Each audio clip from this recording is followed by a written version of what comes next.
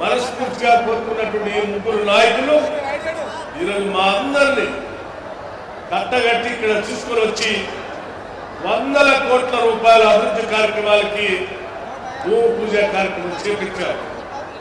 నిజంగా ఈ ప్రాంత ప్రజలందరూ కూడా ఇటువంటి నాయకులు ఈ ప్రాంత ప్రజలకు దొరికినందుకు మీ అందరికీ సేవ చేసేటువంటి అవకాశం ఇచ్చి వాళ్ళు ఆశీర్వదించినందుకు మిమ్మల్ని వారిని ఇద్దరిని కూడా అభినందిస్తా ఉన్నాను. మిత్రులారా, ఇప్పుడే గౌరవ మంత్రివర్గ సహచరులంతా కూడా ఈ రాష్ట్ర ప్రభుత్వ అధికారంలోకి వచ్చిన నాటి నుంచి నేటి వరకు చేసిన అనేక అభివృద్ధి కార్యక్రమాలన్నింటినీ కూడా మీకు వివరించారు.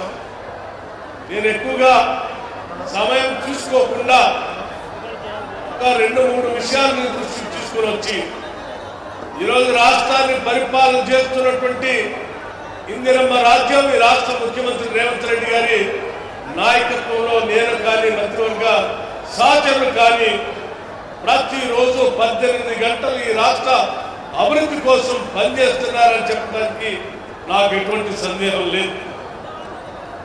రాష్ట్రంలో రూపాయి పోగేసి తెచ్చుకున్న రాష్ట్ర ప్రజలకు సంక్షేమ కార్యక్రమాలతో పాటు అభివృద్ధి కార్యక్రమాలు కూడా అందించి తెలంగాణ రైజింగ్ అని చెప్పి తెలంగాణ మోడల్ ఈ దేశంలో ఉండాలనేటువంటి ఆలోచనతో ఈరోజు దేశంలో ఉన్నటువంటి అన్ని రాష్ట్రాల ప్రజాప్రతినిధులు కానీ ప్రభుత్వాలు కానీ తెలంగాణ వచ్చి చూసి తెలంగాణ మోడల్ లాగా మహారాష్ట్ర కూడా అభివృద్ధి చెందాలని కోరుకునే స్థాయిలో ఈరోజు మన ప్రభుత్వం ప్రజాప్రభుత్వం పనిచేస్తాం. అందుకే ఈరోజు దేశంలో ఎక్కడ పోయినా తెలంగాణ మోడల్ అని మాట్లాడుతూ ఉన్నారు. దానికి చాలా కారణాలు ఉన్నాయి. ఉదాహరణకి ఈ రాష్ట్రంలో ఉన్నటువంటి 1,12,00,000 కుటుంబాలు ఉంటే ప్రతి కుటుంబానికి కూడా సంబంధించిన అవసరాలని ఈ రాష్ట్ర ప్రభుత్వం తీరుస్తాం. ఉదాహరణకి ఒక కుటుంబాన్ని ఒక యూనిట్ గా తీసుకుని రాష్ట్ర వ్యాప్తంగా మనం ఆలోచన చేస్తే ఏదైనా ఒక కుటుంబానికి ఇల్లు లేకపోతే ఇందిరమ్మ ఇల్లు 5 లక్షల రూపాయలతో ఇస్తాం. ఆ కుటుంబంలో రైతు పంట పండించుకుంటా ఉంటే రైతు భరోసా ఇస్తాం. ఆ కుటుంబంలో అప్పు తీసుకొచ్చి బ్యాంకుల ద్వారా వ్యవసాయం చేసుకుని ఉంటే అప్పులు భారం పెడితే వాళ్ళకి 2 లక్షల రూపాయలు రుణమాఫీ చేస్తుంది. ఆ కుటుంబంలో పిల్లలు చదువుకుంటా ఉంటే కావాల్సిన విధంగా రెసిడెన్షియల్ పాఠశాలలు పెట్టింది. ఇంకా బాగా చదువుకుంటా అంటే ఫీజు రియంబర్స్మెంట్ ఇచ్చి ముందుకు తీసుకెళ్తాం.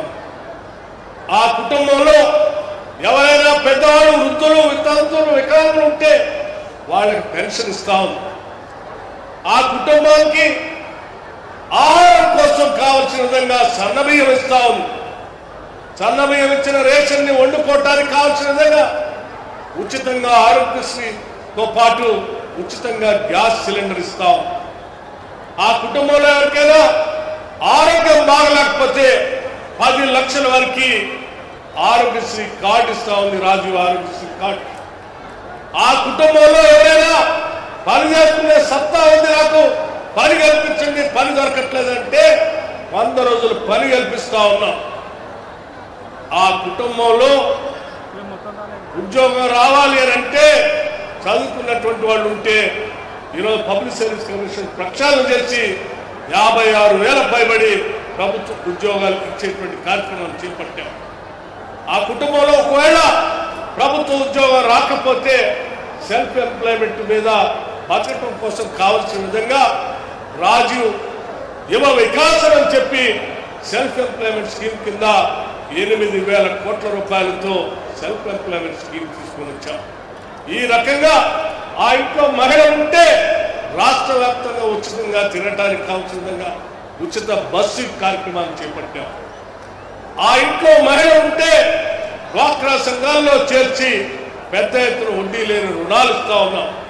ఈ రకంగా ఒక ఇంటిని ఉదాహరణగా తీసుకుంటే ఇల్లు లేనటువంటి వాళ్ళ దగ్గర నుంచి ఇల్లు కట్టించే కార్యక్రమం నుంచి మొదలు పెడితే ఆ ఇంట్లో ఉన్నటువంటి అన్ని వర్గాల ప్రజలు, పురుషులైనా మహిళలైనా వృద్ధులైనా, వితంతువులైనా, వికలాంగులైనా, విద్యార్థులైనా, నిరుద్యోగులైనా సరే అందరికీ ఏదో ఒక పథకాన్ని అందించి అంతిమంగా ఈ రాష్ట్రంలో ఉన్న ప్రతి కుటుంబం క్షేమంగా సంతోషంగా ఉండేటట్టుగా ఈరోజు రాష్ట్ర ప్రభుత్వం పథకాలు ప్రవేశపెట్టి ఇప్పటికే 1,00,000 కోట్ల పైబడి ఈరోజు రాష్ట్ర వ్యాప్తంగా పంపిణీ చేశామని చెప్పడానికి చాలా సంతోషిస్తా ఉన్నాం. అందుకే మిత్రులారా, ఇన్ని సంక్షేమ కార్యక్రమాలతో పాటు వెంకటరెడ్డి గారు ఇప్పుడే చెప్పారు, అభివృద్ధి కార్యక్రమాలు రోడ్లు దాదాపు ఈ రాష్ట్రంలో ఏ రోడ్డు కూడా వదిలేదు అని చెప్పే విధంగా దాదాపు 20,000 కోట్ల రూపాయలతో కేవలం R&Dకి సంబంధించి రోడ్ల మరమ్మతులు, కొత్త రోడ్లు వేసేటువంటి కార్యక్రమాన్ని కూడా వారు చేపట్టారు. రెవెన్యూ వ్యవస్థకు సంబంధించి దానిని బంగాళాఖాతంలో వేసి ఈరోజు భూభారత్ చట్టాన్ని మూలటి శ్రీనివాసరెడ్డి గారు తీసుకొచ్చారు. అట్లాగే దేవాదాయ అటవీ శాఖ మంత్రులు ఈరోజు అడవిలో ఉన్నటువంటి ఫారెస్ట్ రైట్స్ యాక్ట్ కింద భూములు ఇస్తే ఆ భూములు దున్నుకోవడానికి కావాల్సిన విధంగా ఇందిరా సవర గిరి జల వికాసం అనేటువంటి కార్యక్రమం పెట్టి వాళ్ళ కోసం కూడా ఇవాళ సాగు చేసుకునే కార్యక్రమాన్ని ఏర్పాటు చేశాం. ఈ రకంగా ఏ ఒక్కరిని కూడా వదిలిపెట్టకుండా పనిచేస్తున్నటువంటి మన ప్రభుత్వం, ప్రజాప్రభుత్వం, ఇందిరమ్మ ప్రభుత్వం మన కోసం పనిచేస్తూ ఉంది. ఈ పనిచేసే ప్రభుత్వాన్ని గుండెల్లో పెట్టుకొని ప్రతి ఒక్కళ్ళు కూడా కాపాడుకోవాల్సిందిగా నేను మీ అందరికీ విజ్ఞప్తి చేస్తూ ఉన్నాను. ఎందుకంటే కాంగ్రెస్ పార్టీ ప్రజాప్రభుత్వం తప్ప ప్రజల గురించి ఆలోచన చేసే పార్టీలు ఈ దేశంలో ఏమీ లేవు. అనేక దశాబ్దాలుగా చూసిన